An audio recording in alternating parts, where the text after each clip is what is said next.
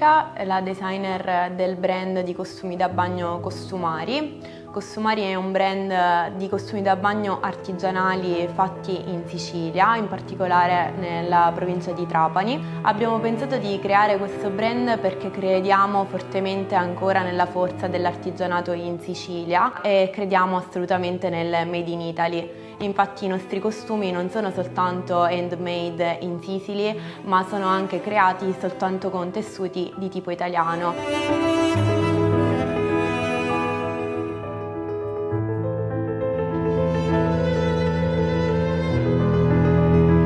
Abbiamo imparato tutto ciò che sappiamo su questo settore grazie al lavorare sempre sul campo, a metterci il nostro impegno, ma anche andando in fiera, conoscendo sempre di più produttori tessili e grafici. Abbiamo creato questo brand credendo fortemente in un team di tipo giovanile. Il processo creativo di ogni costume da bagno parte proprio dall'inizio e viene seguito da noi in ogni parte. Scegliamo i filati, ci rechiamo nella nostra sartoria e da lì prende tutto forma. Io mi occupo appunto dei disegni, quindi scelgo i tessuti, scelgo i modelli e i colori della collezione. Dopodiché c'è una persona che si occupa delle grafiche. Ogni grafica è unica, è creata assolutamente da noi, quindi acquistando un Costumari avete un prodotto unico in ogni sua parte.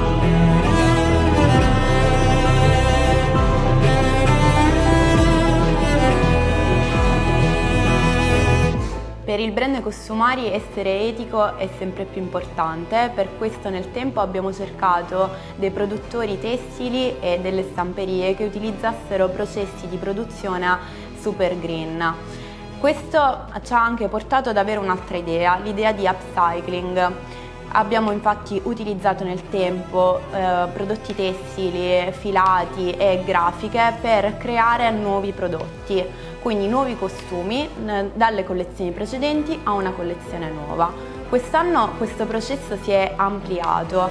Vedrete infatti uscire una linea di abbigliamento creata con tessuti e grafiche delle collezioni precedenti.